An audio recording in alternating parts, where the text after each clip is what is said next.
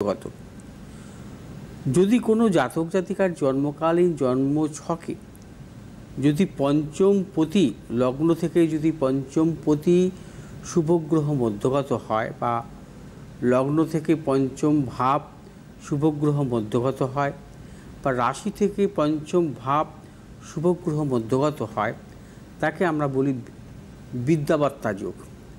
এই বিদ্যাবাত্তা যোগের জাতক জাতিকাদের জীবনে কিন্তু উচ্চশিক্ষা আসে, তারা গবেষণামূলক পড়াশোনার ক্ষেত্রে সাফল্য পান, অনেক ক্ষেত্রে মেডিকেল অথবা টেকনিক্যাল লাইনেও কিন্তু তারা জীবনে কিন্তু সাফল্য পান।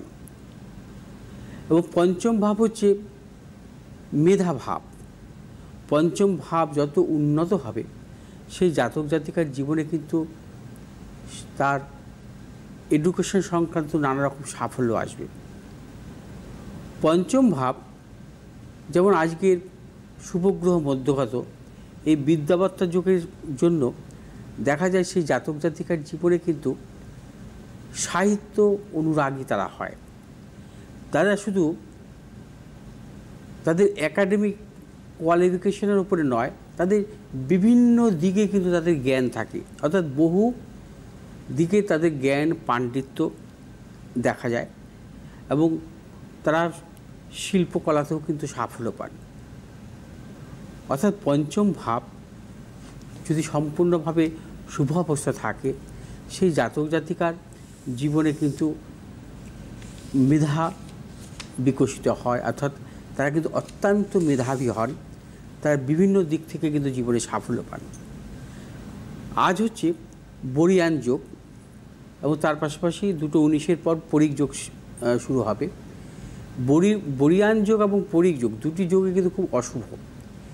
এই দুটো যোগ কিন্তু জন্মকালীন কোনো জাতক জাতিকার যদি জন্মগ্রহণ করেন সেক্ষেত্রে কিন্তু নানা রকম প্রতিকূলতা তার জীবনে কিন্তু আসে, তার জীবনে নানা রকম সংঘর্ষ আসে, ভাগ্যের কিছু কিছু বিড়ম্বনাও আসে এবং তাদের প্রতি মুহূর্তে তাদেরকে ভাগ্যের সাথে লড়াই করতে হয় জীবনে সাফল্য পেতে গেলে।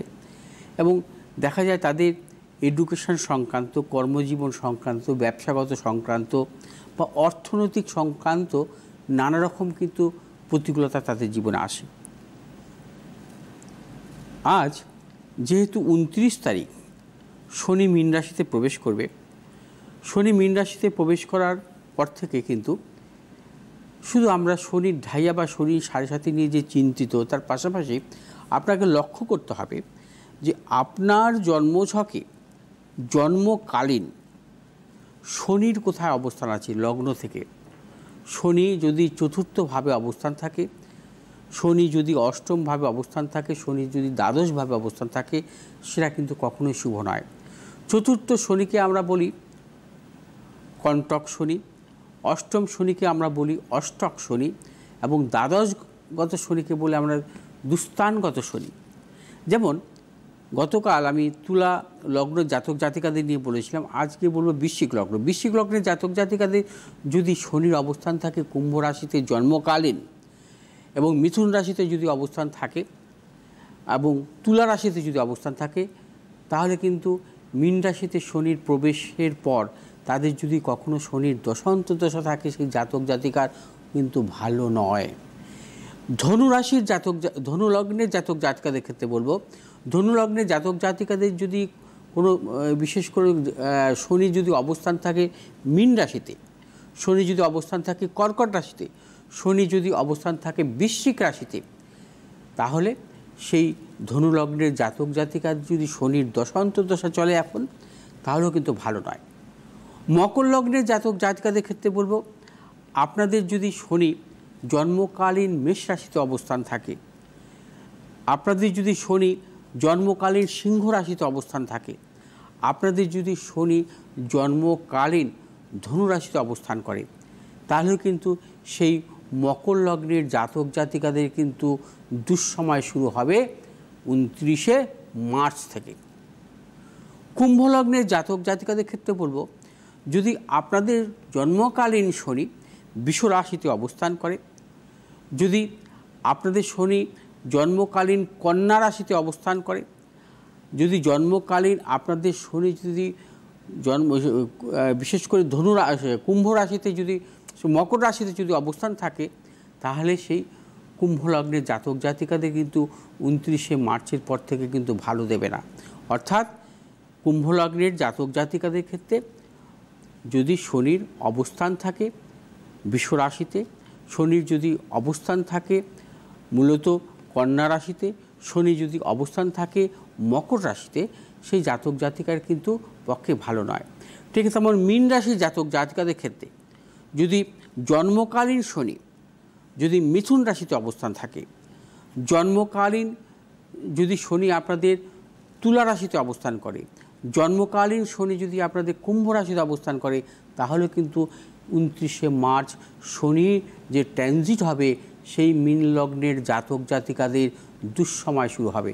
অনেক ক্ষেত্রে বলতে পারা যায় যে মীন লগ্নের জাতক জাতিকাদের শনি তো অষ্টম হচ্ছে তুলা রাশিতে থাকবে, শনি যেহেতু তুলা রাশির ঘরে তুঙ্গি অবস্থায় থাকে। আবার কুম্ভ রাশি হচ্ছে শনি স্বক্ষেত্রস্থ। যদি আপনার জন্মকালীন কুম্ভ রাশিতে শনি অবস্থান থাকে, তাহলে তো আপনি স্বক্ষেত্রস্থ শনির ভালো ফল পেতে পারেন বা তুঙ্গি শনির ভালো ফল পেতে পারেন। একটি কথা মনে রাখতে হবে সবসময়, শনি যদি কখনো দুস্থানগত হয়, সেই দুস্থানগত শনি স্বক্ষেত্রেই থাকুক বা শনি যদি তুঙ্গি অবস্থায় থাকুক, সেই ফল কিন্তু কখনো সেই জাতক জাতিকা পায় না শনির দশা অন্তর্দশায়। অর্থাৎ 29শে মার্চ থেকে মেষলগ্ন থেকে মীন লগ্নের জাতক জাতিকাদের শনির অবস্থানও কিন্তু দেখতে হবে। তাদের অবস্থান অনুযায়ী কিন্তু নানা রকম প্রতিকূলতাও কিন্তু আসতে পারে, সেই বিষয়ে খেয়াল রাখতে হবে আপনাদের। যদি আপনাদের জন্মছকে যদি জন্মকালীন যদি শনির এই অবস্থান থাকে এবং যদি শনিরই দশা বা অন্তর্দশা আপনাদের যদি এখন চলে, অর্থাৎ 29শে মার্চ থেকে প্রায় 2.5 বছর, তাহলে কিন্তু সতর্ক থাকবেন। সেক্ষেত্রে কিন্তু আপনাদের উপরে কিন্তু নানা রকম সমস্যা আসতে পারে, বিভিন্ন রকম সমস্যা। প্রিয়জনের দিক থেকে শারীরিক বিড়ম্বনা, আপনার শারীরিক বিড়ম্বনা, আপনার মানসিক টেনশান, রক্তক্ষরণ, অস্ত্রোপচার, আঘাতজনিত যোগ এবং কর্মক্ষেত্রে গুপ্ত সত্যবৃদ্ধি, ব্যবসা ক্ষেত্রে নানা রকম জটিলতা, এবং যারা এডুকেশান সংক্রান্ত ব্যাপারে এখন যারা বিদ্যার্থী, তাদের ক্ষেত্রে নানা রকম কিন্তু উচ্চশিক্ষার ক্ষেত্রে সমস্যা আসতে পারে। সাবধানতা অবলম্বন করতে হবে। 29শে মার্চ শনির এই ট্রানজিট, অর্থাৎ মেষ থেকে মীন লগ্নের জাতক জাতিকাদের ক্ষেত্রে কী ধরনের ফলাফল আসতে পারে সম্পূর্ণ আমি বিস্তারিত আলোচনা করলাম। যাই হোক,